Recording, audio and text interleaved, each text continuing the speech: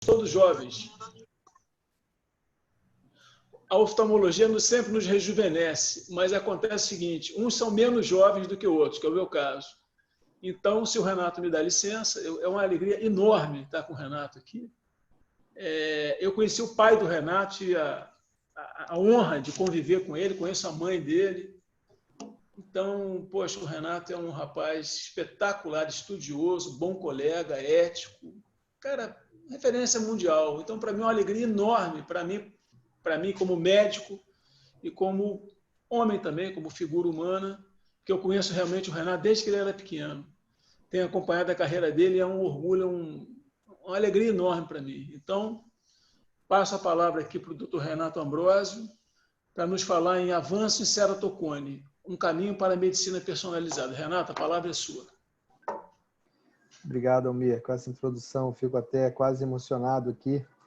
Tem que manter a emoção em dia, porque essa sessão, além de ser uma sessão super bacana, ela já tem aí uma tradição de já ser uma sessão que traz um pouco de emoção, como a gente teve na belíssima homenagem para o nosso Flávio Rezende, algumas semanas atrás. Então, tem coisa boa por aí. Vocês fiquem atentos que realmente eu preparei essa palestra com muito carinho, né? E é um prazer estar aqui participando junto com você, Almir, com a Valéria, que é irmã do Dudu, meu grande amigo, e é um prazer estar participando sempre. Sempre que a gente fala de ceratocone, eu costumo falar que ceratocone é uma nova subespecialidade. E eu acho que a oftalmologia, em vários aspectos, ela se manteve de uma forma, vamos dizer assim, pioneira dentro da medicina. Primeira especialidade a usar laser, e eu acho que é uma das primeiras especialidades que está eventualmente entrando por esse caminho do que a gente chama de medicina personalizada, que vale a pena a gente ficar atento. Eventualmente, se minhas filhas forem médicas, elas vão trabalhar com essa medicina personalizada de uma forma muito mais natural do que a gente hoje.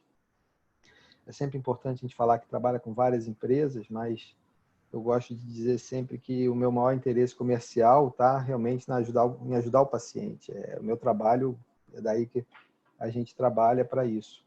Mas a gente trabalha com várias empresas e essas empresas elas trazem tecnologia para a gente poder fazer essas pesquisas e desenvolvimento para poder cada vez melhorar mais o nosso trabalho. Quando a gente fala de cirurgia refrativa e ceratocone, eu acho que vale a pena a gente destacar as diferenças, mas o papel da cirurgia refrativa no ceratocone é muito importante, principalmente desenvolvendo tecnologia para tratar e diagnosticar. O diagnóstico de imagem multimodal 4.0, que é um nome que a gente está sugerindo aí por causa dessa revolução e evolução das tecnologias de diagnóstico. A tecnologia de tratamento trouxe paradoxos, apesar de quebrar grandes paradigmas, a gente vai falar sobre isso, mas a gente quebrou os paradigmas e desenvolveu paradoxos que muitas vezes a gente fica confuso no dia a dia. Eu vou tentar dar alguma luz para quem trabalha com paciente com ceratocone poder ter um pouco mais de objetividade na decisão clínica, independente da quantidade de exame, da qualidade da tecnologia de diagnóstico. E falar um pouco do que a gente vai ter no futuro, que é medicina personalizada. Ceratocone já é conhecida há mais de 150 anos. Há 150 anos foi publicado esse trabalho do John Nottingham, na Inglaterra, com o título de Conic Córnea. E o professor Mark Mannes, da Califórnia, ele conseguiu uma das cópias desse manuscrito, que é fantástica, eu tenho ela disponível em PDF, qualquer pessoa quiser interesse e paciência de ler, vai ter uma bela surpresa com a quantidade de coisa que já era sabido há 150 anos atrás, há mais de 150 anos atrás. E isso realmente é importante a gente destacar que ceratocone sempre foi um tema de interesse para oftalmologia, porque tem muito a ver com lente de contato, é uma indicação clássica de transplante de córnea, mas quando começou a cirurgia refrativa, aqui na década de 80, você vê um aumento, uma curva inicial. Essa curva, ela mostra realmente o impacto da cirurgia refrativa para esse aumento exponencial que começou aqui. Realmente, ele continua crescendo. A gente já tem hoje mais de 4.000 publicações a cada 5 anos. E isso certamente aumenta cada vez mais. O papel da cirurgia refrativa, então, é para diagnóstico, tratamento, e muitas vezes a gente tem que destacar que a cirurgia refrativa ela traz também um aspecto negativo.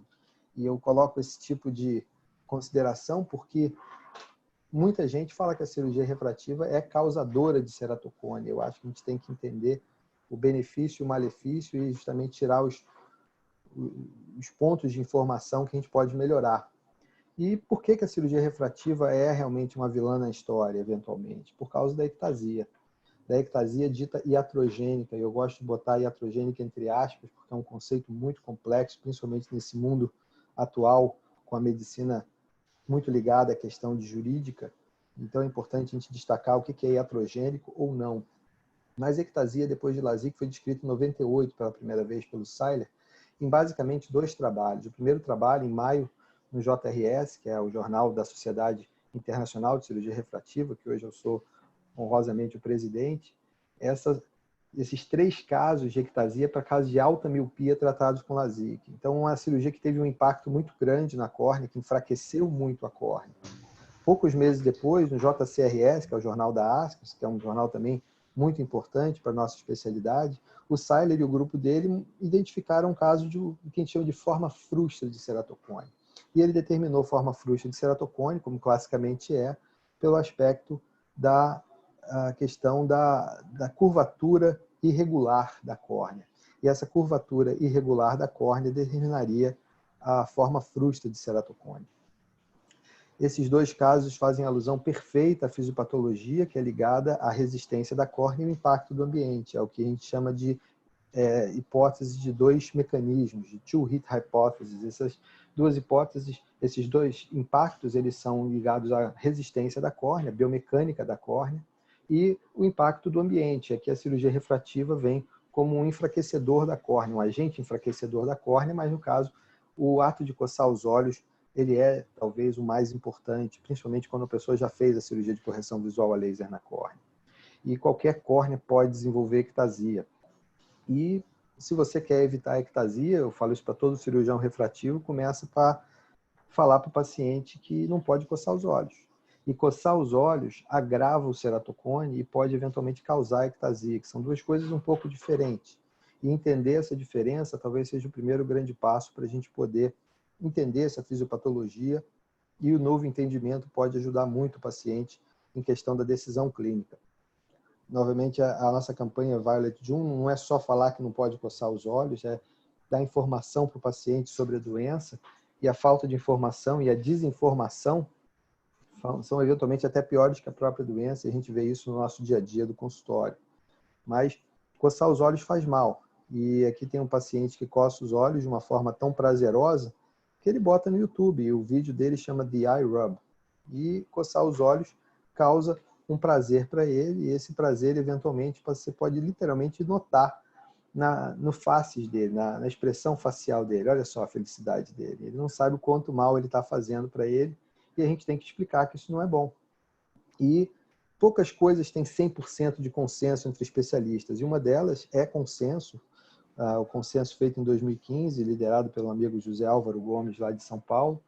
A gente colaborou nessa questão de definição, do braço de definição do consenso de ceratocone, e destacou que a importância de explicar ao paciente que não pode coçar os olhos. Isso teve eventualmente 100% de consenso. E esse é um slide que a Denise de Freitas, na live que a gente teve no CBO antes de ontem, ela fez. Eu só fui botar um tomzinho lilás nesse Keep Calm, e isso é realmente uma mensagem importante. Em relação à propedêutica multimodal, ela vai desde a lâmpada de fenda até o futuro, que é a genética e a biologia molecular. A gente tem a topografia com P de Paulo, tomografia com M de Maria. A diferença é importante de entender. E isso vai ajudar você a fazer diagnóstico mais precoce, prognóstico, principalmente quando você considera o estudo biomecânico da córnea, que é fundamental no glaucoma, é fundamental para medir a pressão ocular, a tomografia segmentar com a casquinha de célula epitelial, que a gente pode caracterizar, e eventualmente fazer uma classificação, estadiamento, principalmente vendo a qualidade óptica, com a berrometria, o exame do wavefront. Qualidade óptica, estudo das células da córnea, tudo isso é possível. E você pode fazer um enriquecimento da propedêutica também para educar o paciente. E, obviamente, fazer o nosso tratamento. A gente tem um trabalho que ganhou o prêmio Varilux há uns anos atrás, que é um prêmio que eu sei que o Almir é um dos maiores vencedores desse prêmio na oftalmologia brasileira. Eu tive, alguns anos depois, a felicidade de ganhar um dos prêmios Varilux com esse trabalho, que basicamente fez uma avaliação da refração que eu podia melhorar com a aberrometria, com o exame do wavefront em paciente com ceratocone. Em 60% dos pacientes com ceratocone eu tinha uma refração melhorada com o wavefront. Então, é um exemplo de uma situação que você pode usar a tecnologia de diagnóstico para você fazer um tratamento melhorado. Isso pode ir para adaptação de lentes de contato. A gente tem lente de contato gelatinosa personalizada. Hoje a gente fala em lente rígida, gás permeável, e também lente escleral com tecnologia ligada aos exames de topografia e tomografia de córnea. E, obviamente, quando você faz uma cirurgia, avalia o pós-operatório, a tecnologia é fundamental. Quando você fala em diagnóstico, eu acho que você tem que pensar, isso serve para qualquer coisa em medicina, você tem a data, os dados que você vai conseguir, você vai desenvolver parâmetros e você vai ter displays clínicos que vão ajudar na interpretação clínica. E cada vez mais a gente usa o que a gente chama de inteligência artificial, que é uma forma de você ensinar para a máquina para poder fazer uma decisão clínica mais embasada. A gente trabalha muito com o Pentacam, por exemplo, e o Pentacam ele dá várias informações e essas informações muitas vezes deixam a gente relativamente confuso com a quantidade de informação. E você precisa de um display bem efetivo como esses dos histogramas. Você vê em vários parâmetros, começando pelo ângulo, se você vê aqui o paciente com ângulo estreito, é a população com ângulo estreito, você tem um histograma da população e um histograma da população normal. E você vê onde é que esse paciente que você está acabando, esse olho que você está examinando está, e você pode usar esse tipo de display para você poder avaliar de uma forma mais rápida o paciente. Em relação à progressão da doença, o Michael Belling, que é um colega professor da Universidade do Arizona, ele fez esse display do ABCD, que é fundamental para avaliação de ectasia em relação à progressão. O A é a face anterior, o B é o back, a face posterior, aqui a gente está falando da curvatura no ponto mais fino, aqui é o C, que é corneal thickness, que seria o ponto mais fino, e o D é a visão. E você pode eventualmente ver se o paciente está tendo progressão. Essa barrinha aqui vermelha é o limite de 95% de intervalo de confiança para você ver que realmente essa mudança foi, vamos dizer assim, estatisticamente significante. Em relação ao diagnóstico, então, avançado, a gente começa com a topografia. A topografia, eu tive o privilégio de fazer meu fellow com o Steve Wilson, que foi fellow do CLAIS, né, porque a topografia estava sendo descrita, e a topografia aumenta a nossa sensibilidade para detectar anormalidades em paciente com 20/20 de visão corrigida e lâmpada de fenda normal. Entretanto, o olho contralateral desse paciente eu uso como um exemplo fundamental para a gente mostrar que a topografia aqui está exatamente normal. Então, a gente precisa, eventualmente, de ir além da topografia sem descartar a informação, é o que a gente chama de beyond but not over. Esse caso aqui é descrito por Steve Claes como um dos tipos de possibilidade para ser a forma frustra de ceratocone. Forma frustra de ceratocone é uma forma relativamente confusa. Eu diria que é frustrante você querer definir forma frustra. A gente tentou fazer no consenso uma definição de forma frustra que eu acreditava que seria um grande benefício para o nosso campo, para a nossa área, mas não teve consenso. Na verdade, existe uma diferença muito grande no entendimento do que seria forma frustra entre especialistas em diversas partes do mundo e, às vezes, até na mesma cidade, as pessoas não se entendem. E o Amsder descreveu isso como uma forma abortada da doença, que pode evoluir ou não. O Krasmer descreve como uma forma leve, ele fala categoricamente que early, precoce, talvez não seja adequado, porque você não tem certeza que vai evoluir ou não. E a nossa contribuição seria que o ceratocone frustro seria a córnea com alta susceptibilidade biomecânica para desenvolver ectasia. E eu falei isso pela primeira vez em 2009, no congresso da ASCRS, que teve um paper da sessão, que foi o melhor paper da sessão nesse congresso da ASCRS, e isso está relativamente aceito, já tem algumas publicações que embasam isso. E aqui está um excelente exemplo de uma forma frustra de ceratocone, ou susceptível de ceratocone, de ectasia, que faz uma cirurgia de LASIK com flap fino, SBK. O SBK significa Subbaumann Keratomileusis, e esse paciente desenvolveu ectasia. Quando você olha para a topografia, muita gente fala, olha, independente do PTA ser baixo, o PTA é um conceito de percentual de tecido alterado do nosso amigo Marconi Santiago, que é um colega aqui do Rio, que ele determinou que, nos estudos dele, o PTA é melhor do que o leito residual. O leito residual de 250 micra, o que é aceito pelo FDA ainda até hoje. E o PTA abaixo de 40 seria aceitável para uma córnea com topografia normal. E muita gente falaria que não, aqui, olha, tá vendo esse amarelinho aqui? escala do Steve Kleist, você tem uma alteração que é importante. Essa alteração seria eventualmente dita como uma alteração patognomônica por algumas pessoas. Isso levou a gente a desenvolver um trabalho de avaliação da subjetividade, da variação subjetiva. Então, a gente tem aqui 11 experts que receberam essa topografia, junto com mais 25 olhos de topografia, e a gente só pediu para fazer uma classificação subjetiva. E a gente viu que a variação de 0 a 3, com uma moda de 0. Então, se a gente fizesse esse caso aqui como um pool de 11 especialistas, a moda de 0 determinaria que esse paciente poderia ter sido operado. Mudando a escala, o mesmo caso, a variação agora foi de 0 a 4, mas a moda ainda foi 0. Então, essa topografia teria sido considerada como relativamente normal. A tomografia de córnea, ela faz uma avaliação mais detalhada da córnea. Então, para a gente evitar uma situação dessa, que é relativamente catastrófica para um paciente que faz uma cirurgia de correção visual a laser, para ficar livre do óculos, e agora ele não consegue ficar bem com nenhum óculos, e eventualmente vai precisar de um transplante, potencialmente, isso é um grande problema.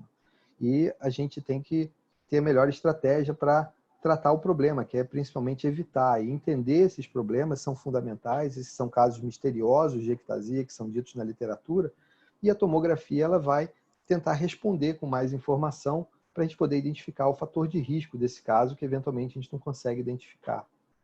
A gente tem uma frase que eu ouvi há muitos anos atrás, que a gente tem que trabalhar para ser de forma simples, sem ser simplório, e eu acredito que a gente tem um caminho para você, com uma avaliação objetiva, a gente acabou de ver a importância da variabilidade subjetiva, e a gente tem alguns conceitos, que é o conceito que o próprio Michael Belling desenvolveu do Enhanced Ectasia Elevation, que você tem a elevação da córnea, para você ver a córnea com uma referência, que é para dar acima ou abaixo dessa referência, você exclui uma área, e essa área excluindo em torno do ponto mais fino, você consegue uma área mais sensível. Isso você vai ter pouca diferença numa córnea normal. Agora, se você tiver uma protrusão aqui nessa área, quando você excluir, você vai ter uma esfera de referência mais baixa.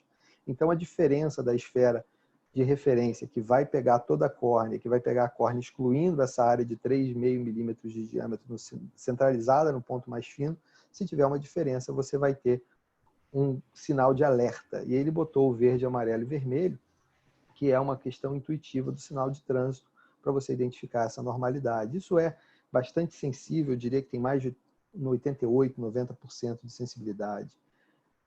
A minha forma de entender a espessura da córnea é mais fácil de entender que a elevação. E eu, durante a minha residência com o Dr. Tadeu Civintal, em 99, a gente teve a oportunidade de trabalhar com um dos primeiros Orbiscan, que é um tomógrafo, o primeiro tomógrafo disponível, que ainda fazia a translação horizontal. Hoje a gente tem o Pentacan e vários outros que faz a rotação. A gente tinha esse tipo de imagem que mostra esse afinamento. E esse tipo de informação que a gente vê nos livros textos, desde 1984, o trabalho clássico do Krasmer, do Feder e do Belling, que corneal thinning é um hallmark, é um ponto de destaque na questão da ectasia. E aqui você tem metade de uma córnea fina normal e uma metade de uma córnea com a mesma espessura, mas afinada. Então é diferente você ter uma córnea fina, normal, e uma córnea afinada do ponto de vista espacial. E aqui eu faço uma questão filosófica, que em que, com a avaliação tridimensional, ou seja, espacial, a gente pode, em 3D, tentar entender o que aconteceu em 4D, que seria a questão do tempo. Então essa córnea provavelmente está afinando, ela é afinada e essa é uma córnea fina normal. E nossa forma de descrever isso é com círculos concêntricos no ponto mais fino, e tem essa questão gráfica que a gente tem o ponto mais fino, e aqui é 0%, porque é o percentual de aumento em relação ao ponto mais fino, e você vê como é que essa córnea que você acabou de examinar se comporta dentro dos intervalos de confiança de 95% da população normal. E a combinação do display da parte de elevação que o Michael Belling descreveu com a parte da paquimetria que eu descrevi, a gente tem o display que a gente chama de BED, que é o Belling-Ambrosio Display, que tem um desvio da normalidade, que é o primeiro índice de inteligência artificial que a gente desenvolveu na época, ainda em 2008, 2009, que a gente começou a desenvolver. A gente nem trabalhava tanto com inteligência artificial. Pouquinho tempo depois, a gente começou a trabalhar com o João Marcelo Lira, que é um grande amigo de Maceió, que introduziu ao Aidano Machado, que é um professor de computação, PhD em inteligência artificial, e a gente começou a melhorar a nossa capacidade de fazer inteligência artificial. Mas esses índices aqui, eles dão o que a gente chama de susceptibilidade. Esse é um caso que mostra a susceptibilidade identificada de uma forma relativamente simples, mas não simplória, na tomografia.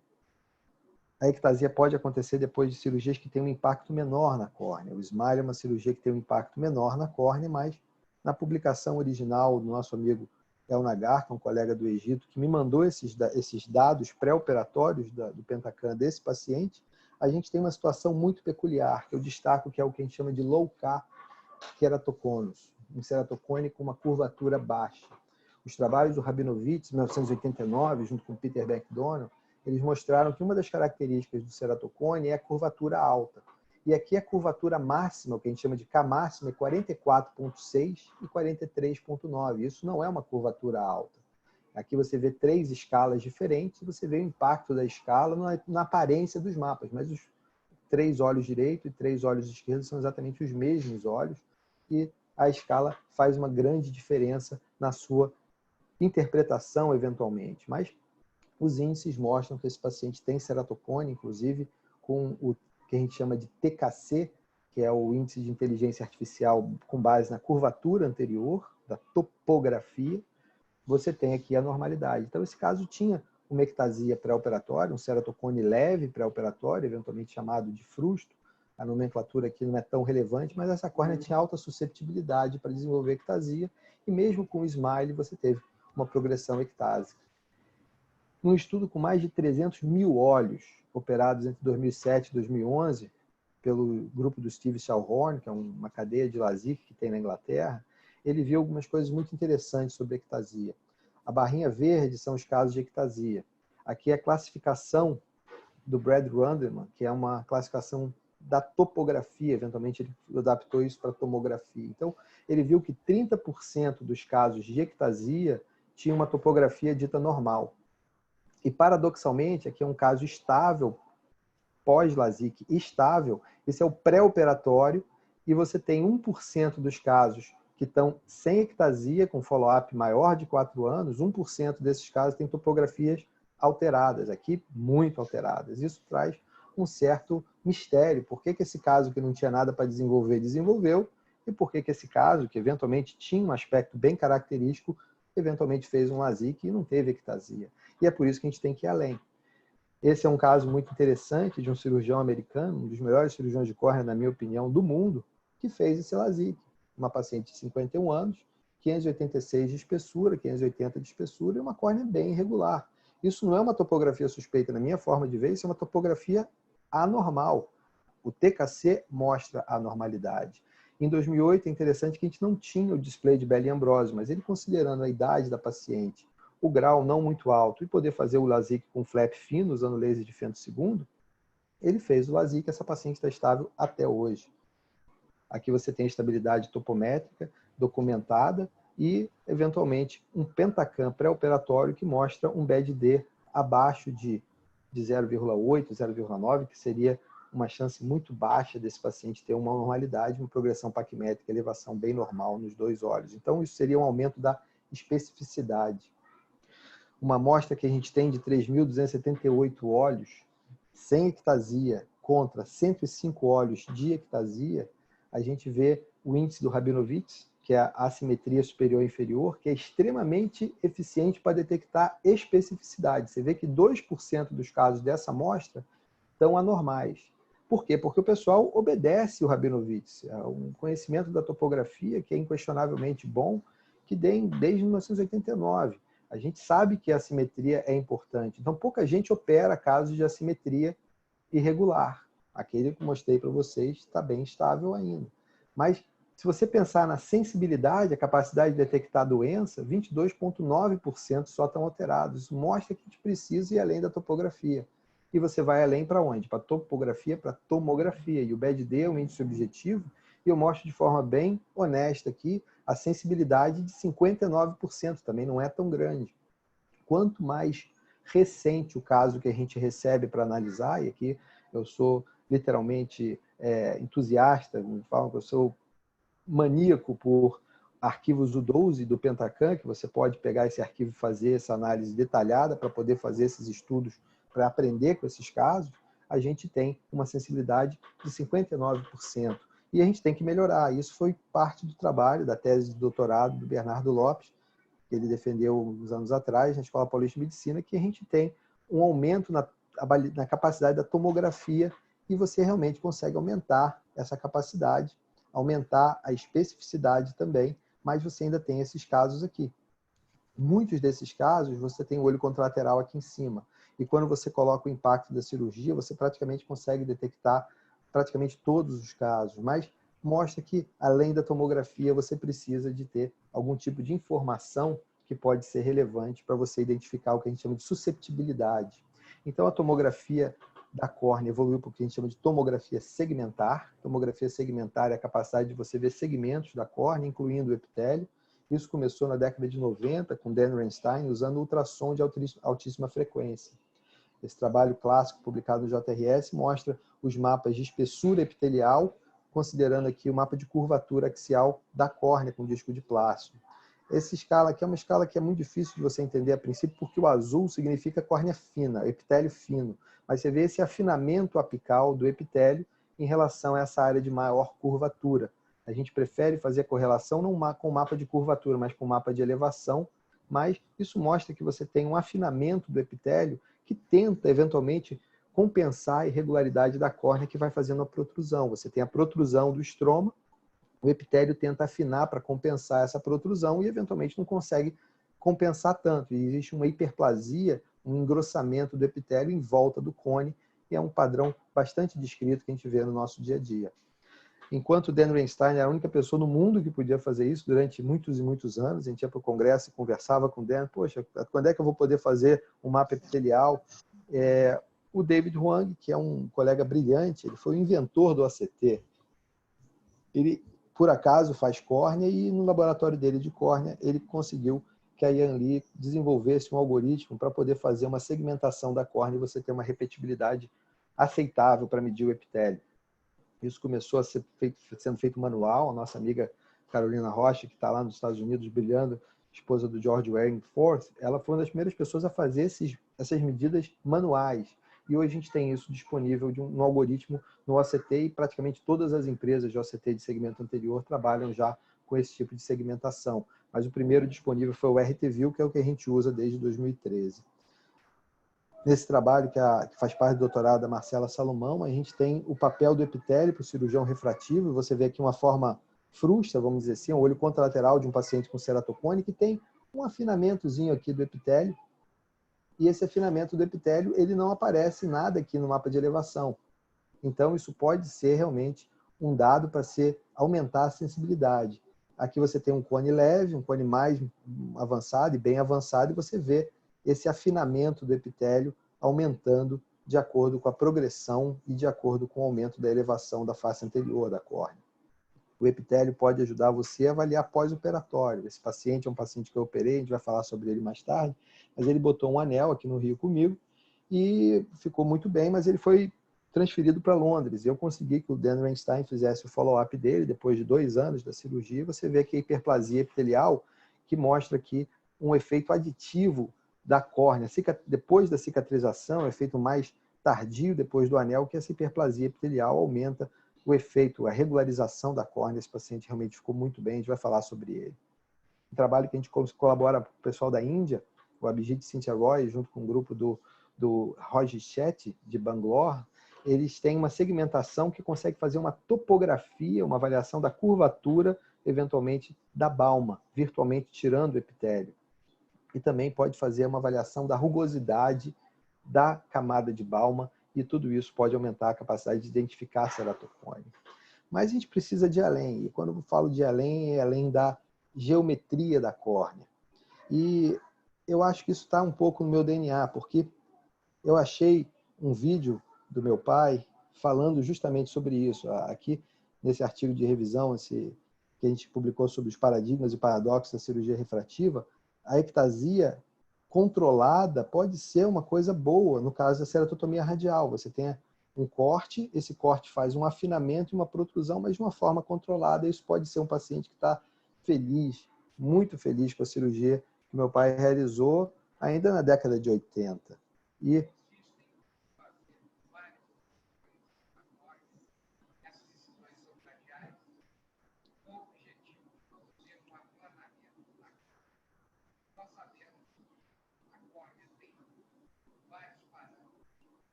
sei se vocês puderam ouvir, se o áudio foi compartilhado, mas aqui o que ele está escrevendo aqui no quadrinho dele é grau, diâmetro, curvatura, rigidez. Ele está falando dos parâmetros importantes para a ceratotomia radial. Esse é um vídeo do meu pai, que estava no VHS, na época da Casa de Saúde São José, 1981. Então, ele aqui falava já da rigidez da córnea. E eu não tive o privilégio de poder trabalhar com meu pai, apesar de ter conhecido ele indiretamente por relatos de várias pessoas, como o próprio Almir, que sempre foi uma pessoa que deu esse carinho extra ao falar do meu pai. Isso sempre me ajudou muito. Mas algumas pessoas, como o Canrobel Oliveira, me trouxeram essas informações da estrutura da córnea. Isso a gente conversava com seu pai e tal, e ele falou uma frase muito interessante quando eu estava começando, que o exame da biomecânica, que ele chamava de bioelastômetro, é um exame do passado que nunca existiu. E quando eu falo dessa evolução da caracterização da córnea, a gente tem aqui a geometria evoluindo para as propriedades biológicas da córnea.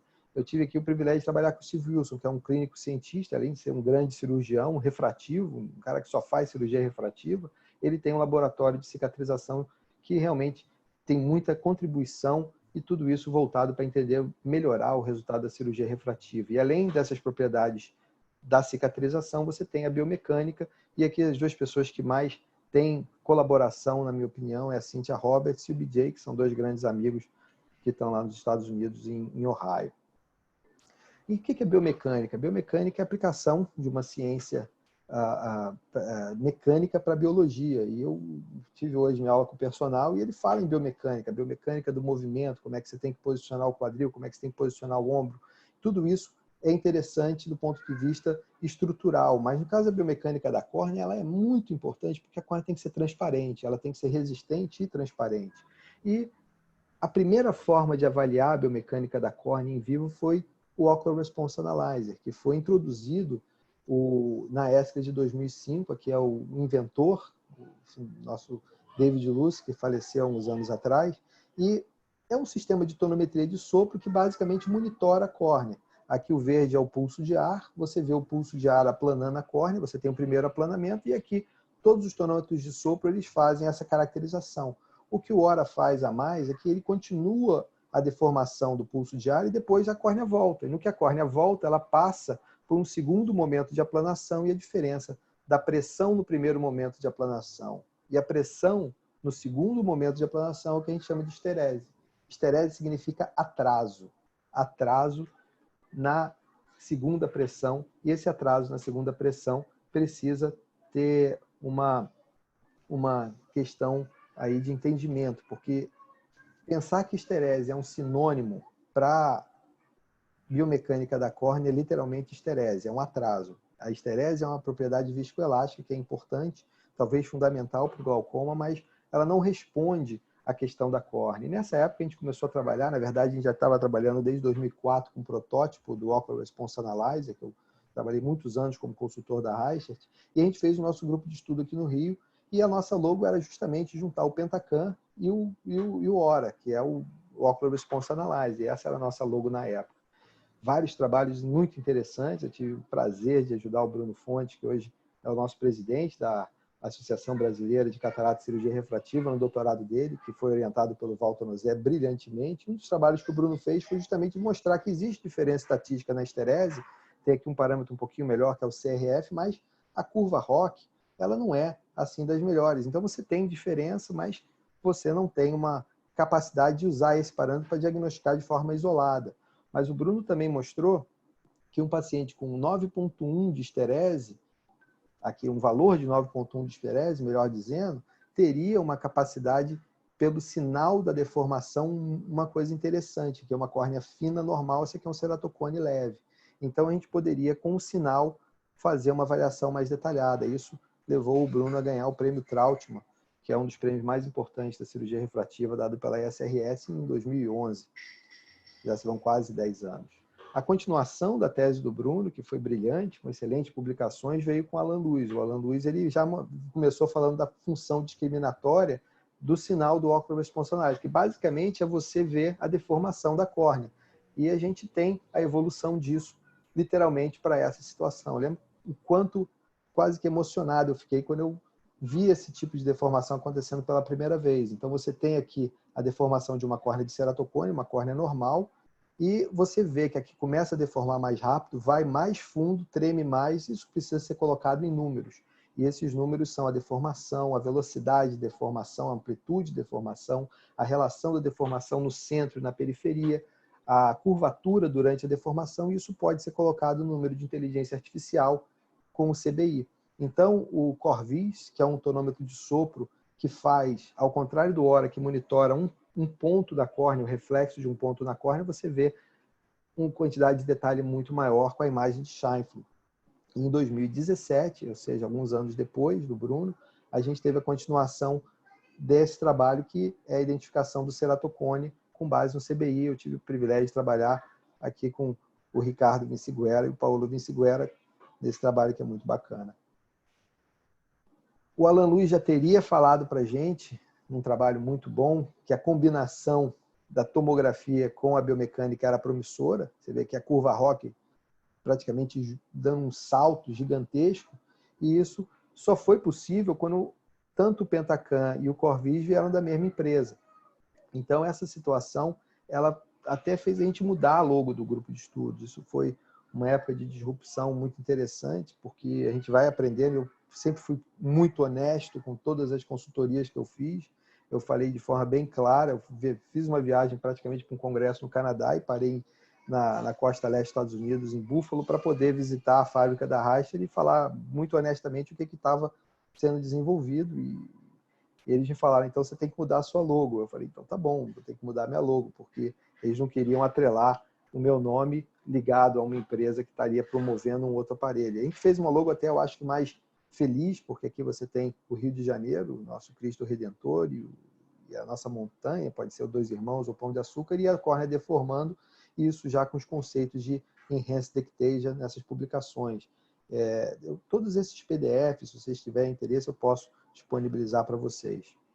E uma das coisas mais difíceis é você combinar dados. E aqui já na tese do Bernardo Lopes, a tese do Bernardo Lopes, que teve uma evolução científica fantástica, porque a gente já sabia da importância dos parâmetros objetivos, a gente tinha de fazer uma população de doentes com casos mais leves da doença, e que a gente usou aqueles casos contralaterais com topografia normal para você comparar com os pacientes normais. A gente fez estudos de estatística e muita inteligência artificial, e aqui já uma forma mais evoluída. E essa inteligência artificial, a gente usa o método de Random Forest, que são várias florestas de decisão para você chegar cada floresta vai dando um voto e você consegue chegar num índice objetivo, e esse índice objetivo ele teria que ter uma função discriminatória melhor para esses casos. E são os 96 olhos da minha clínica e da clínica do Paulo Vinciguerra na Itália, que tem a topografia normal com base em índices objetivos. Aqui o IS do Rabinovitz, 1,45, aqui é 60 de curvatura irregular percentual do Kisa, a curvatura menor do que 47. Então, todos esses casos aqui têm topografias normais, objetivamente falando. E você vê que o índice que a gente desenvolveu, que é o TBI, Tomography and Biomechanical Index, ele tem uma capacidade de identificar esses casos otimizando o cutoff. O cutoff aqui lá em cima, perfeito para você detectar caso clínico de ectasia contra os normais, e otimizando você ainda mantém uma sensibilidade de mais de 90% com especificidade boa. E na minha forma de entender, isso é um caminho para identificar a susceptibilidade do normal para a doença. Isso é uma analogia ao glaucoma, isso é um trabalho do Weinreb, que fala da progressão do glaucoma, desde perda de fibra assintomática no campo visual, até você ter uma deficiência grande no campo visual, e cegueira, e você tem entender onde é que o paciente está nessa situação toda. Um trabalho publicado há pouco tempo, praticamente mês passado, pela Maria Henriquez, que é a esposa do Luiz Esquerdo, nosso amigo do Peru, que mostra que não existe uma concordância, que é basicamente o que a gente tem no nosso consenso global, que não existe consenso do que é a forma frustra de ceratocone. Então, tem essa questão que a gente destacou, e a gente fala que é uma ectasia susceptível. E esse caso, ele se tornou importante nesses olhos VANT. Outros casos que são olhos não operados de pacientes que desenvolveram ectasia, isso é uma forma de entender a susceptibilidade, e esse foi um dos casos mais interessantes que a gente viu no nosso dia a dia aqui da clínica. Esse paciente foi encaminhado por causa de uma ectasia unilateral, de um ceratocone unilateral, que fez LASIK no olho esquerdo, não gostou do resultado e não fez nada do olho direito. E a gente publicou em 2010 os achados da tomografia e da biomecânica com hora, que é esterese abaixo de 8,8, você vê uma susceptibilidade. Anos depois, 41 anos, seria um ótimo candidato para LASIK. Tomografia borderline, 1,37, lembra que o cutoff está em torno de 1,4, 1,5, e o tomografia também melhorando, mas quando você junta a tomografia com a biomecânica, você tem o TBI de 0,78. E esse é o trabalho que a gente juntou o TBI com o TECATran e o CORVIS. Então, isso ajuda a gente a identificar a susceptibilidade. Essa susceptibilidade é muito interessante de ser observada no filho da paciente. 11 anos de idade, tudo normal na tomografia, na biomecânica, na biomicroscopia, uma alergia leve, 20/20 de visão, mas a tomografia e a biomecânica são suspeitos. Esse é o tipo do paciente que eu chamaria de frusto. Frusto porque pode evoluir, né? A idade tem que acompanhar, e a ideia de não coçar os olhos, ela é fundamental. E você identificando essa situação, talvez você fique mais atento e proativo para fazer um crosslink se tiver indicado. Um outro caso fantástico, gêmeas idênticas, aqui a topografia com plástico, aqui é o estudo topométrico do Scheinfeld, você vê uma concordância usando a mesma escala nos achados do olho direito e do olho esquerdo, dessa primeira gêmea, que é a gêmea que tem a assimetria e tem a topografia normal no olho esquerdo. A outra gêmea tinha tudo normal nos dois olhos em relação à topografia, mas um TBI destacadamente alterado, e isso ajuda a gente a identificar a questão da susceptibilidade bilateral elevada. Vários outros estudos de validação, como um que eu fui na academia, alguns anos atrás, eu visitei o George Waring, e junto com o Jorge Haddad, que é um colega que está fazendo doutorado aqui comigo, ele estava muito motivado, a gente conseguiu pegar os primeiros casos do TBI, e esse é um tipo de exemplo que a gente conseguiu identificar. Esse trabalho ganhou o prêmio Joseph Colan no Congresso Europeu, uns anos atrás.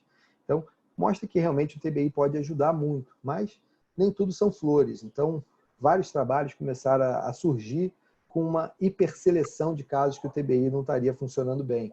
Isso foi publicado esse ano pela Louise Spocart, que é essa compilação desses dados em vários casos que tem uma área sobre a curva menor.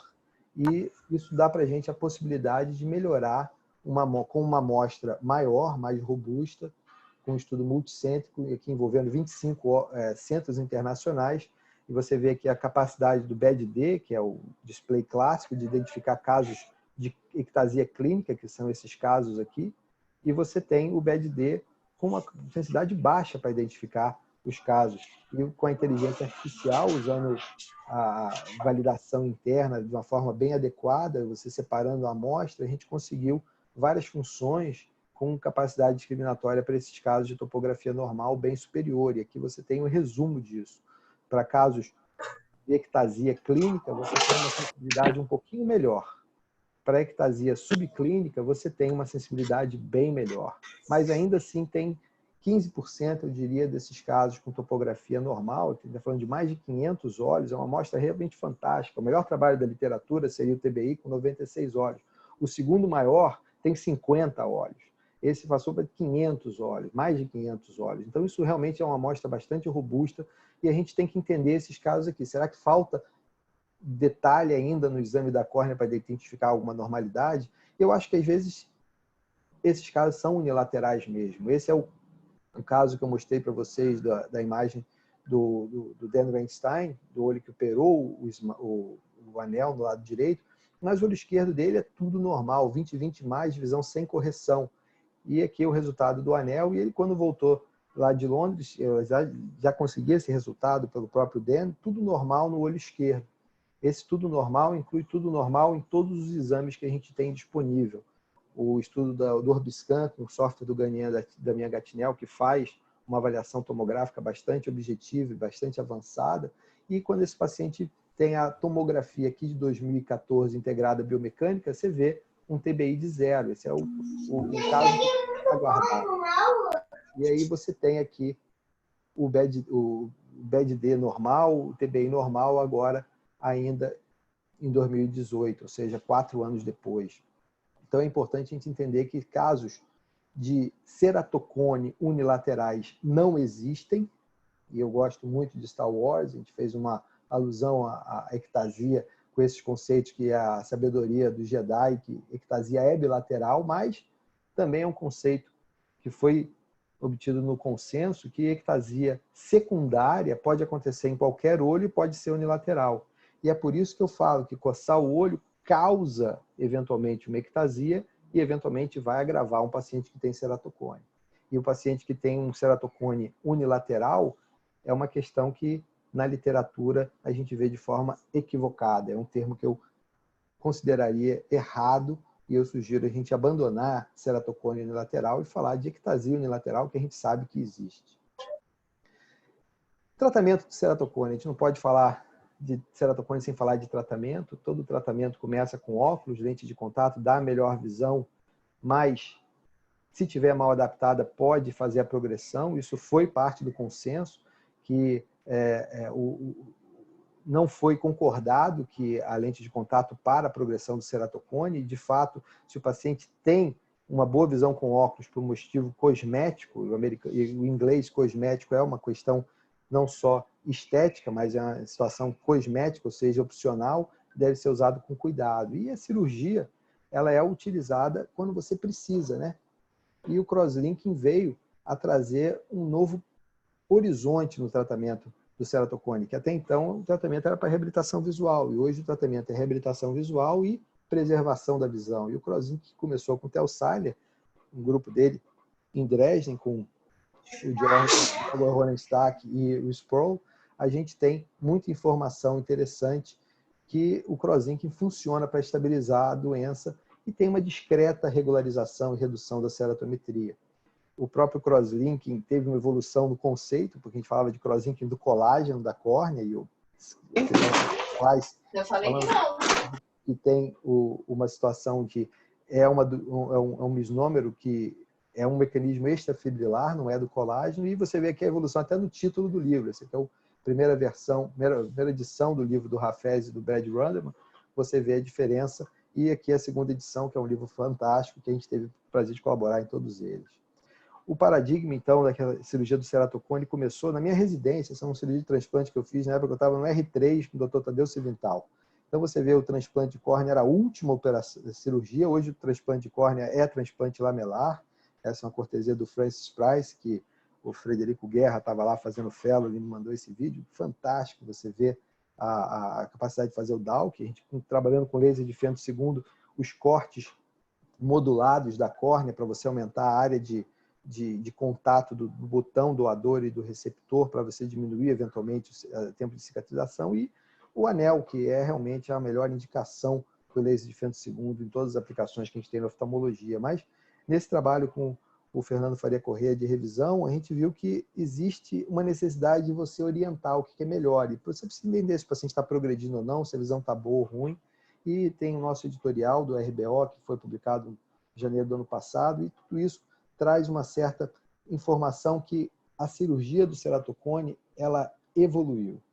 E uma das coisas que eu acho que é importante a gente entender é que a cirurgia do ceratocone não é um procedimento refrativo, ou não deve ser um procedimento refrativo. E aqui eu boto essa alusão ao Brad Simpson, o Bart Simpson, que fica de castigo, que é o cirurgião refrativo, que quer fazer uma cirurgia refrativa no paciente com ceratocone. E o objetivo é diferente. Nesse editorial, a diferenciação de terapêutico e refrativo é importante. Falar que o DNA de um gatinho e o DNA do leão é quase igual, 95% igual, mas vai acariciar um leãozinho igual se acaricia um gatinho. É a mesma diferença se você tratar um paciente com ceratocone e um paciente refrativa da mesma forma. E é difícil até identificar quem é o leão nessa história, mas você tem que entender que o objetivo da cirurgia refrativa é diminuir a dependência de óculos e deixar o paciente satisfeito com a qualidade de visão.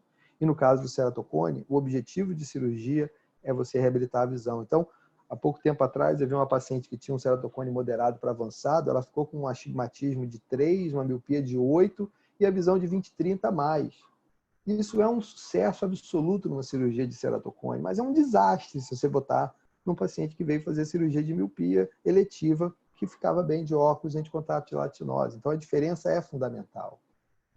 Quando a gente fala de cirurgia de ceratocone, não pode deixar de destacar a nossa prata da casa do Brasil, que é o nosso querido Paulo Ferrara, que junto com o nosso amigo querido também, o professor Colin, da França, desenvolveram a ideia do anel para o ceratocone. Realmente o anel que a gente tem, o anel brasileiro, tem um efeito melhor porque o Intacs é muito mais periférico e o anel de Ferrara tem uma zona óptica menor. A gente vai estar explicando um pouco mais sobre isso, mas começou a ser conhecido já na década de 2000, 2002, as primeiras publicações, o trabalho de doutorado orientado pelo Mauro Campos, da Daniele Miranda, e isso começou a ser mais conhecido. E realmente o anel de Ferrara ele realmente tem um efeito muito interessante. A gente tem que reconhecer o trabalho do Paulo Ferrara e principalmente também da Medfacos, do Marcelo Soares, para desenvolver o que a gente chama de anel brasileiro. É um trabalho muito interessante, a história do anel contada pelo Ricardo Guimarães, pelo Valton, que foi a pessoa que começou a usar o Intacs aqui no Brasil, desenvolveu muito o Intacs a nível internacional, e o próprio Paulo Ferrara está contado pelo Alexandre Paratella no canal iChannel. Sugiro todos que têm interesse nessa área a visitar esse canal, que é muito interessante. É interessante a gente falar do conceito do anel. O conceito do anel é para você adicionar tecido, e pela lei do Barraquês, se você adiciona tecido na periferia, você vai aplanar o centro. E quanto mais próximo do centro o anel tiver, mais efeito ele vai ter. Quanto mais grosso o anel tiver, mais efeito ele vai ter. Esse é o efeito simples que o anel tem, e o objetivo do anel é realmente regularizar a córnea. E você entender que a biomecânica da córnea é mais forte na face anterior é interessante, porque se você conseguir controlar, principalmente usando laser de Fento II, o anel nessa região, você vai ter um efeito melhor. A córnea é mais forte na região anterior.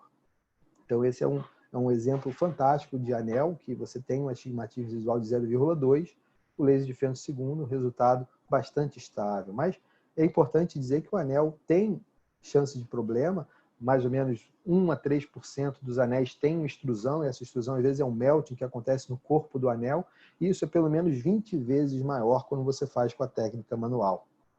Então, entender e avaliar o pós-operatório é fundamental. E de todas as cirurgias que têm indicação com laser de Fento II, eu acho que o implante do anel é que tem melhores indicações, maiores vantagens. A gente sabe a importância, a possibilidade de fazer a técnica manual. Muitas vezes você tem que complementar o anel, tem que ser complementado o túnel com a forma manual, mas o laser de Fento II, que a gente já usa há mais de 10 anos, principalmente para anel, essa foi a grande indicação, a grande cirurgia que mudou a minha vida, o laser de Fento II, foi o anel, não foi o LASIK. E o anel melhora muito. Você tem o que era ring assimétrico, você pode fazer o implante assimétrico, a gente ainda precisa de mais evidência clínica para saber se isso é realmente muito melhor, quando indicado, e é o que eu chamo de cirurgia personalizada do anel, que pode eventualmente ser combinada. E essa combinação, uma das combinações que a gente fez foi, a partir da experiência inicial da Aylin Ertan, que é uma colega da Turquia, fazer o crossinking junto com o anel. Então você tem um laser de Fento II, você tem um túnel, eu faço o túnel sempre 360 graus, eu não gosto de fazer o túnel parcial, porque muitas vezes eu quero complementar com mais um segmento de anel e o túnel já está lá. E essa dissecção é muito pequena a impacto biomecânico, não tem problema. Então esse pós-operatório aqui você vê um crossinking transepitelial com a injeção da riboflavina dentro do túnel. Você vê aqui a linha de demarcação fantástica e, eventualmente, você vai ver a deformação da córnea menor no pós-operatório do que no pré-operatório. A gente tem que realmente, concordo muito, em desenvolver índice objetivo para isso. Isso está realmente caminhando a passos largos com a colaboração com Paulo e Ricardo Vinciguera para isso, para avaliar a biomecânica pós-cirurgia de crosslink. Alguns exemplos clínicos, rapidamente. Esse paciente tem 22 anos, ele veio a primeira vez com uma queixa de visual e depois de anel. E ele me conseguiu os dados do U12. E os dados do 12 eu pude fazer um mapa diferencial. Então você vê aqui o olho direito, que ele fez a cirurgia do anel, e você vê que a curvatura melhorou muito. E esse paciente melhorou, mas aqui começou a piorar. Isso no outro olho, que era o olho que tinha menos ectasia, ele, olha só a progressão mínima de 2015 para 2017 já começa uma piora, e aqui piorou muito. Certamente aqui você está perdendo oportunidade, por isso que você tem que falar. Quando precisa operar, tem que operar logo. E o ABCD do Michael Belling, ele ajudaria muito a identificar, principalmente no olho esquerdo, que é o olho que aqui ainda enxergava bem, uma possibilidade dele fazer a cirurgia ainda em 2015, quando ele ainda tinha uma visão normal, porque esse exame daria um prognóstico, eventualmente, que ele está piorando, e esse prognóstico é que vai continuar piorando. Então, a indicação mais consciente, mais precoce. Muito interessante falar sobre isso, eu falo isso com muita tranquilidade. O Hafez é uma pessoa que eu tenho altíssimo respeito, mas ele teria a proposta de fazer o CrossLink em todos os pacientes abaixo de 25 anos no momento do diagnóstico. Eu falaria para ele, Hafez, talvez eu seja uma das pessoas que mais vai se beneficiar disso, se isso for realmente regra, porque a gente faz CrossLink já há alguns anos, isso já tem uns 6 ou 7 anos que a gente teve essa discussão, eu já tinha experiência boa com CrossLink e eu acho que não é a melhor coisa para o paciente. Seria a melhor coisa, certamente, para a minha clínica, mas não para os pacientes.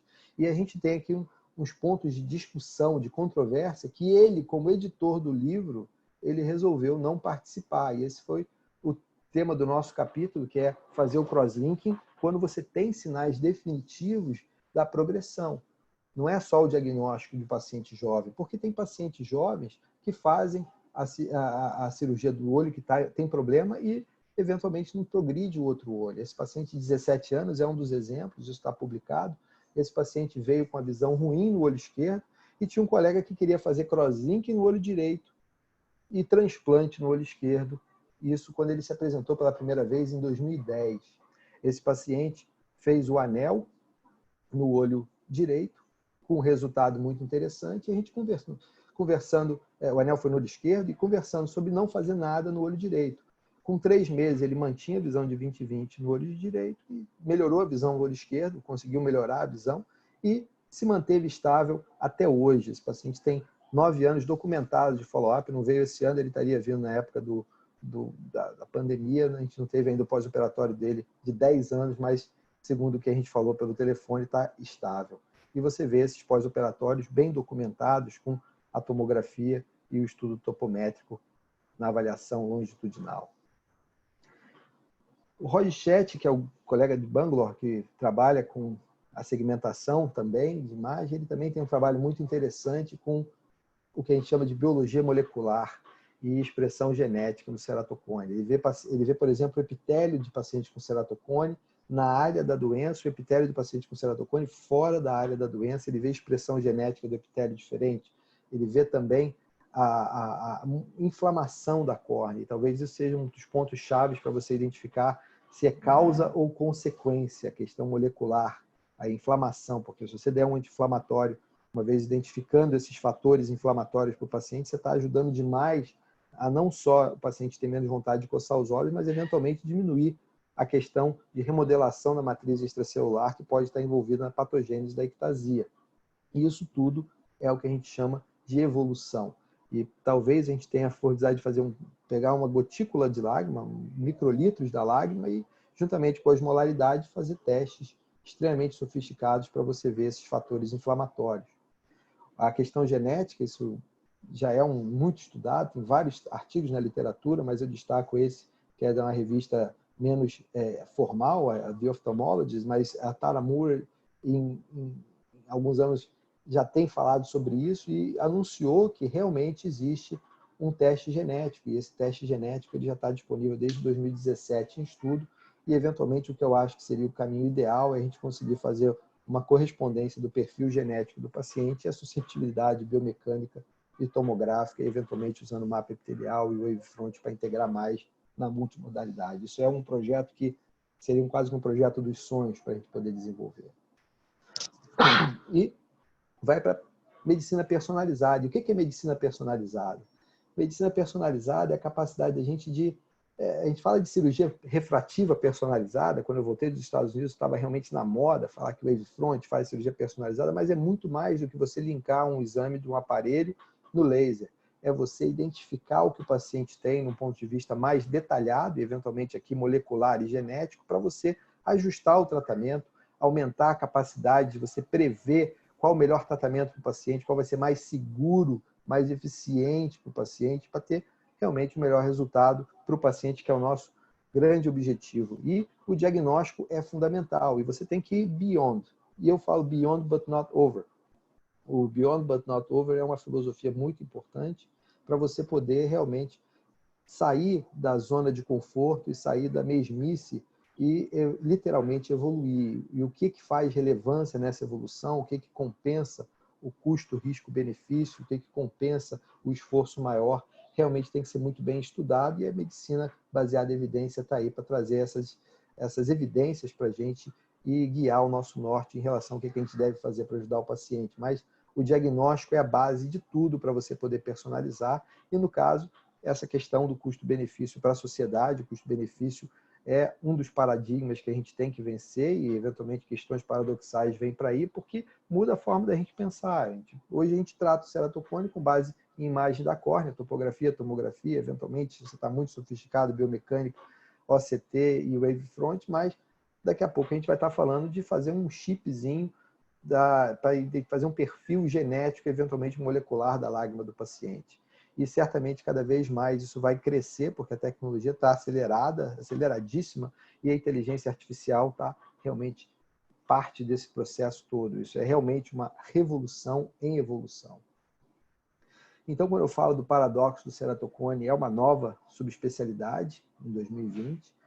Um dos paradoxos de 2020 do ceratocone é que a gente acreditava que 2020 seria o ano da oftalmologia e, poxa, imaginava, caraca, quando chegar em junho de 2020 vai ser bacana pra caramba, eu vou ter ido um monte de congresso, teria acabado de voltar de um congresso na Alemanha só sobre ceratocone, que ia ser transmitido para o mundo inteiro, e eu era convidado junto com o Rabinovitz, ia ser muito bacana isso, e a gente ia fazer um movimento que 2020 é o ano da oftalmologia, e veio realmente a pandemia do coronavírus, que é totalmente inesperada, sem precedente para a gente. Eu acho que a campanha Junho Violeta se tornou ainda mais importante, porque dois pontos para isso. Não porque o ceratocone seja mais importante que o coronavírus, absolutamente nada a ver com isso.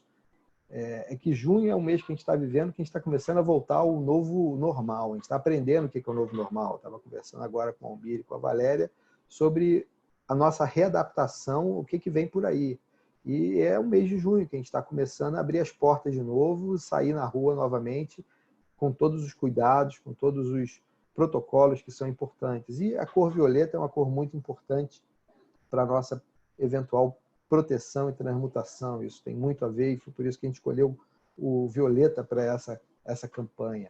E é importante que essa campanha traga informação para o paciente e para o próprio médico, para entender quando, como e por que operar.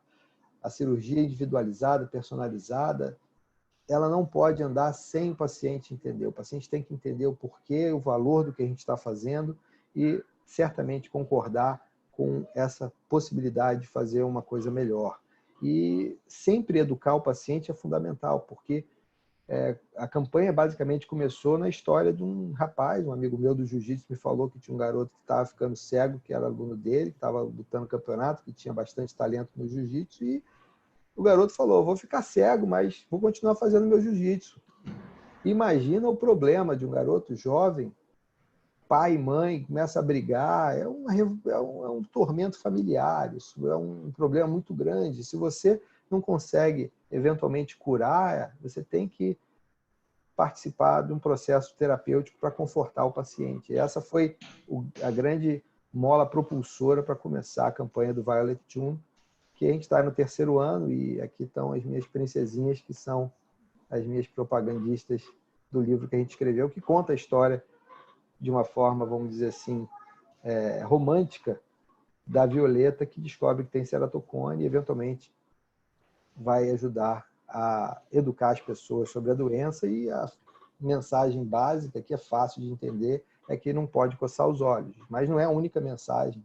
De longe, a gente quer explicar sobre a doença, porque a desinformação faz a pessoa sofrer muito mais do que a própria doença. Então, eu queria agradecer de coração a possibilidade de estar aqui com vocês, né? E fico aqui à disposição para alguma discussão e poder conversar um pouquinho mais sobre esse tema que é tão interessante para todos nós. Obrigado, Renato. Maravilhosa a aula, como a gente já imaginava. Valéria, eu gostaria que você coordenasse agora o pessoal que quer perguntar, por favor. Tá, olha só, antes de mais nada, só para o Renato ter uma ideia, a gente teve na sala 115 pessoas, tá? E Bom, eu até quero começar eu fazendo algumas perguntas, enquanto as pessoas não estão colocando as suas dúvidas. A questão é a seguinte: há 2 dias a gente teve a reunião no CBO, e foram faladas várias coisas. O doutor João Marcelo Lira falou sobre bioimpressão de córnea em 3D. É uma situação assim, para quem está vendo uma perspectiva, ele falou entre 5 e 10 anos. Você acha, Renato, que isso vai ser execuível nesse tempo? Assim, nesse até curto espaço de tempo? Eu não sou a melhor pessoa para prever o futuro, né? Mas eu diria que é bem possível. No congresso da ASCRS esse ano, o melhor vídeo de córnea, que inclusive ganhou do meu vídeo, muito bom, com todo o mérito, ele mostrou sobre uma córnea artificial, mas só para fazer a lamela interna. É um DMEC com córnea artificial. Então, é uma película que você bota dentro do olho, que cola na córnea, que trata o edema de um fluxo, uma bolhosa, por exemplo. Então, isso é feito com tecnologia de impressão 3D, com um material muito estudado que tem a capacidade de impedir que a córnea fique, vamos dizer assim, inchada, quando o endotélio não está funcionando. É uma forma mecânica de impedir que a córnea fique inchada. Entendendo que isso é possível, agora botar a gente tem a ceratoprótese. A ceratoprótese é do Douma, do Klaus Douma, um trabalho da vida do Douma que realmente funciona muito bem. A gente reserva hoje, eventualmente, é uma cirurgia que eu não me dedico a fazer, mas a gente reserva para os casos que já tiveram mais de 1, 2, 3 transplantes, e a ceratoprótese tem a sua indicação. Mas eu acredito que a córnea artificial, como a gente fala, ela vai evoluir para córneas, segmentos de córnea parcial, entendeu? Hoje a gente fala em transplante de Baumann, no congresso agora, no webinário que a gente falou sobre ceratocone, teve aula sobre o CARES, que é botar, em vez de botar um plástico do anel, botar um tecido de córnea para fazer o anel. Você tem a camada de Baumann sendo transplantada, ou lentícula. Tem um caso publicado pela Edna Modin, fantástico, no JCRS, que uma criança, um caso extremamente difícil, desafiador, de indicação de transplante, que foi feito o implante de uma lentícula, que não é um transplante total e também não é um transplante lamelar, vamos dizer assim, como a gente está acostumado. É uma lentícula que é injetada dentro da córnea. Então, eu acho que isso vai realmente ter um grande papel. E esse tipo de impressão 3D para pegar um material sintético ou um próprio tecido corneano para fazer uma lamela, uma lentícula, um segmento que vai implantar como se fosse um anel, eu acho que vai eventualmente fazer parte do nosso dia a dia num futuro relativamente próximo. Valéria, eu queria que o Renato comentasse alguma coisa sobre como é que vai ficar agora a questão do transplante de córnea na era pós-Covid.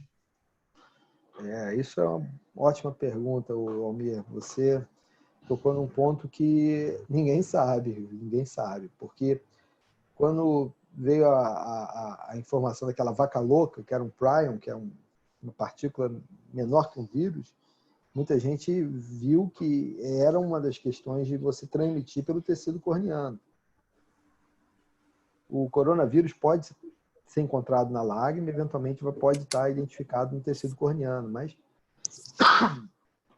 eu acho que mais importante do que isso, eu acho que a tecnologia de diagnóstico por sorologia vai ajudar a gente a tomar uma decisão nessa situação com uma sensibilidade relativamente segura.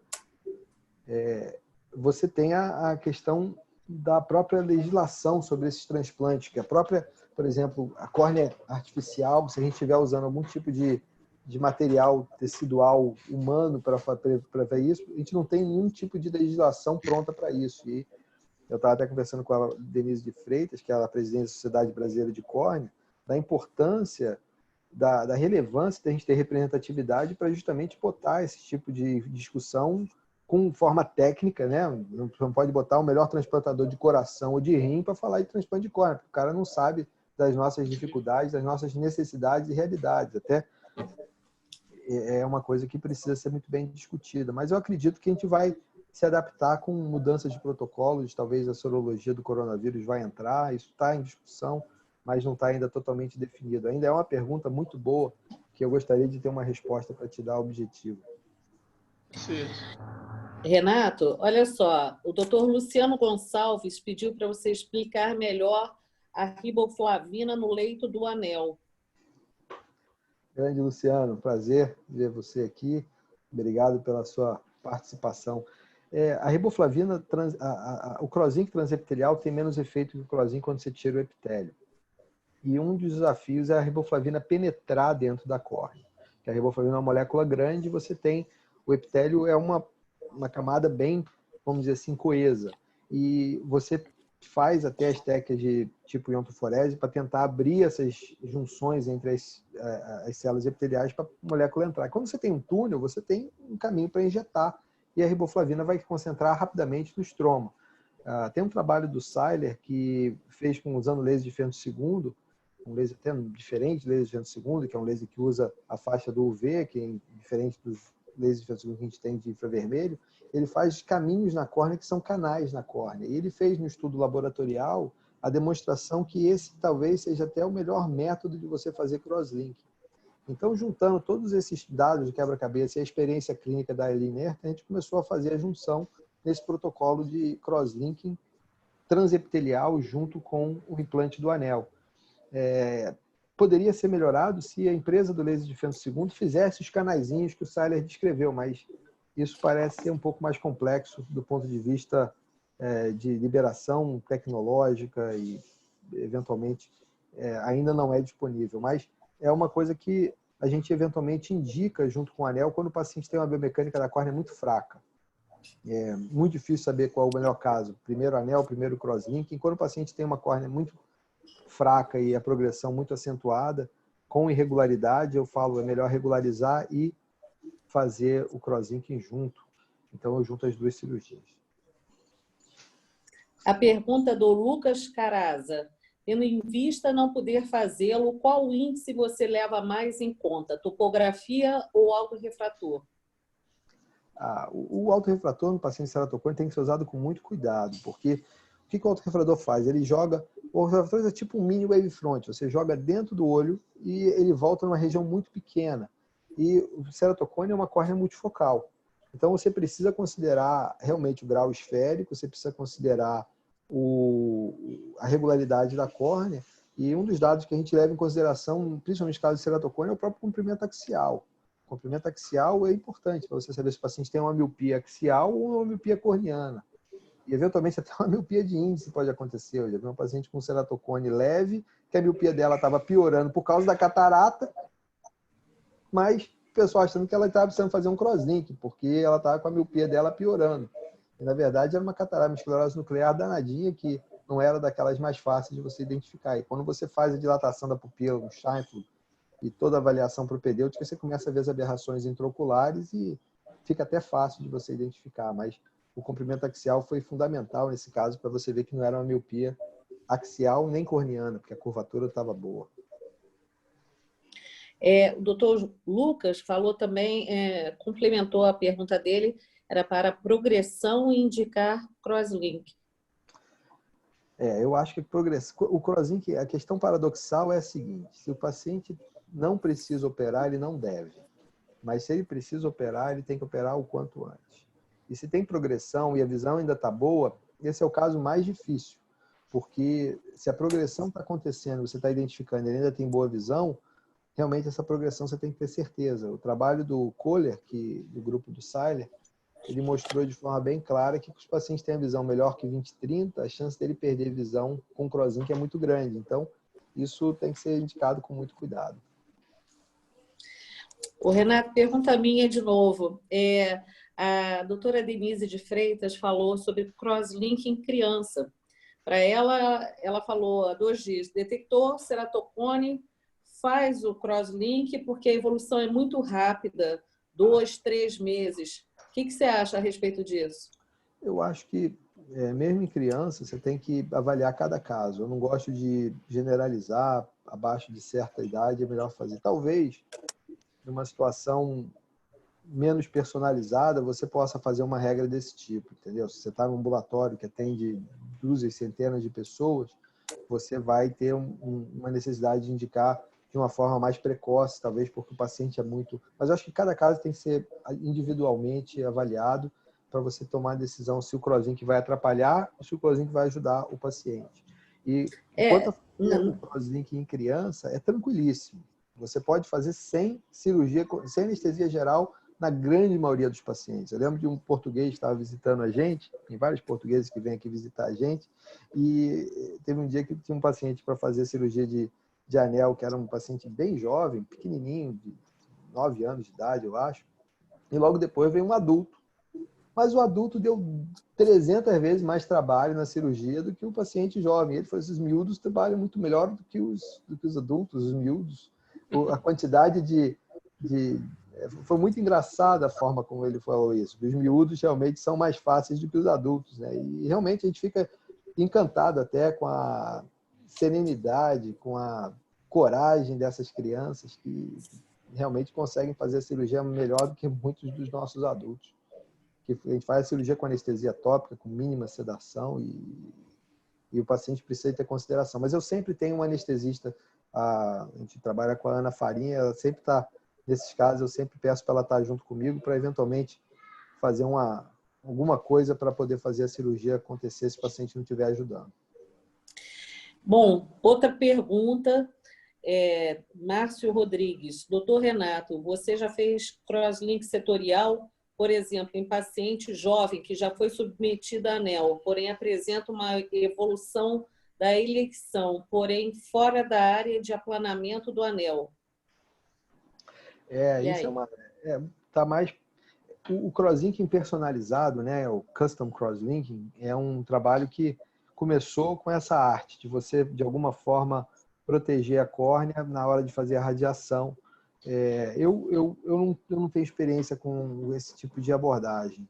Eu gostaria de ter disponível o KXL2 da Vedro, que é uma plataforma que faz um link do Pentacam na luz ultravioleta para você fazer uma radiação setorial, aí sim personalizado, usando o eye tracker para poder fazer esse tratamento. Mas eu acredito sinceramente que o protocolo de Creta, o protocolo de Atenas modificado, que é você fazer um PTK mínimo, mas mínimo mesmo, para você tirar o epitélio mais fino naquela área que tem mais protrusão e manter ainda até um pouco de epitélio na área que você vai tirar o epitélio só na área que tem protrusão, porque o epitélio ele afina na área mais protrusão. Então, se você faz um PTK, que é uma cirurgia plana, você vai estar nivelando e você vai chegar no estroma, vai tirar o epitélio, vai chegar no estroma nessa área mais fina só e o resto do epitélio até vai proteger. E a própria radiação vai ser bloqueada pelo próprio epitélio. Então, eu acho que a personalização eventualmente está nesse nível. Mas não existe, eu falo sempre repetidamente, às vezes eu falo isso 3, 4 vezes no mesmo dia, que não tem certo e errado. Existe, chega numa hora que a cirurgia você tem que fazer o melhor possível dentro do seu, vamos dizer assim, horizonte, da sua disponibilidade. E decidir operar, decidir não operar e como operar, nesses casos você chega numa situação que tudo está certo e eventualmente tudo está errado também, porque se tomar a decisão igual por um motivo diferente, você pode estar realmente mais equivocado do que certo. E às vezes a mesma decisão, dependendo do que você está, como você está justificando, você pode estar certo ou errado com a mesma conduta.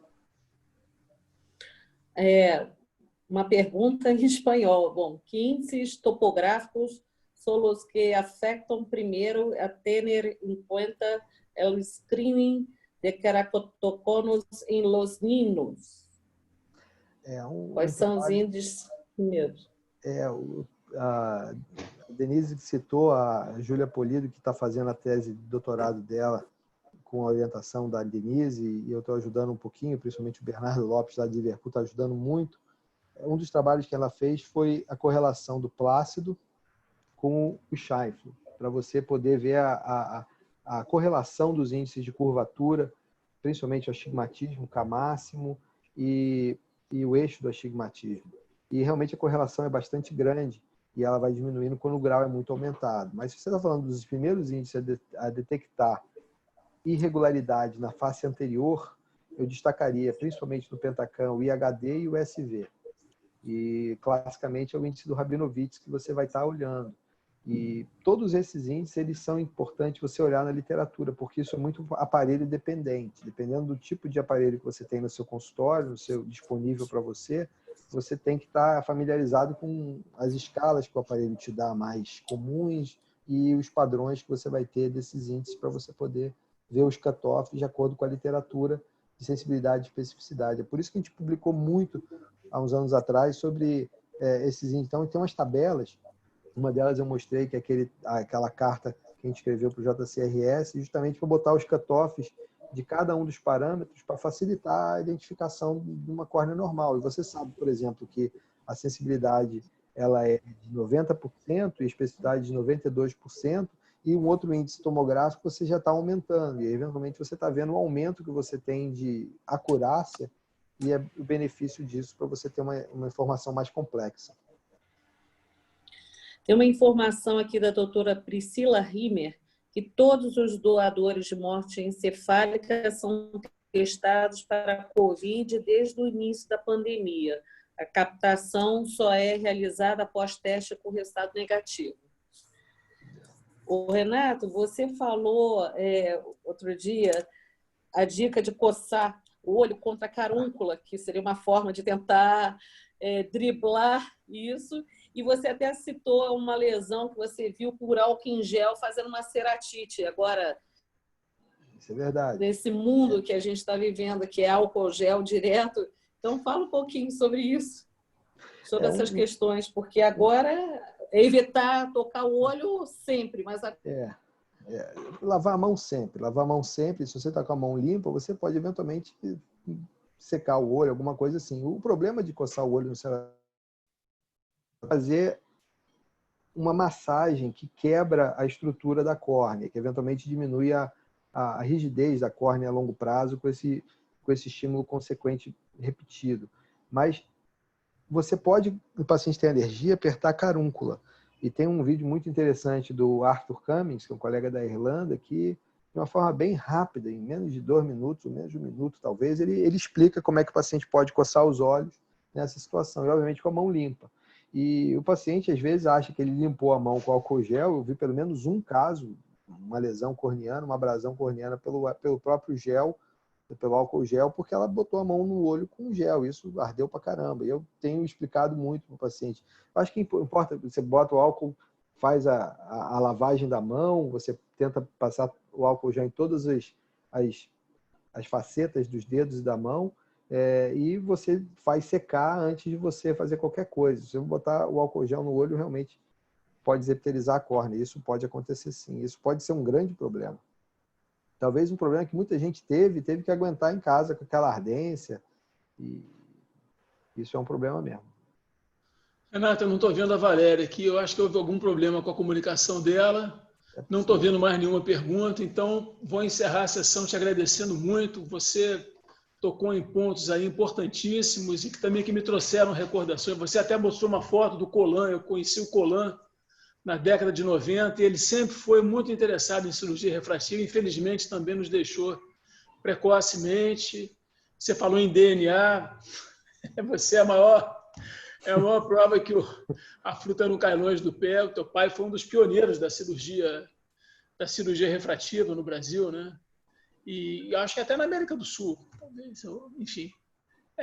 Foi espetacular. Eu só posso te agradecer e só posso te pedir para a gente poder contar com você em futuras oportunidades. Estou à disposição. Mais do que um prazer colaborar com você e com a Valéria. O Copa Star é uma referência da gente aqui, de um hospital de qualidade. É um prazer poder colaborar com vocês, um prazer estar junto.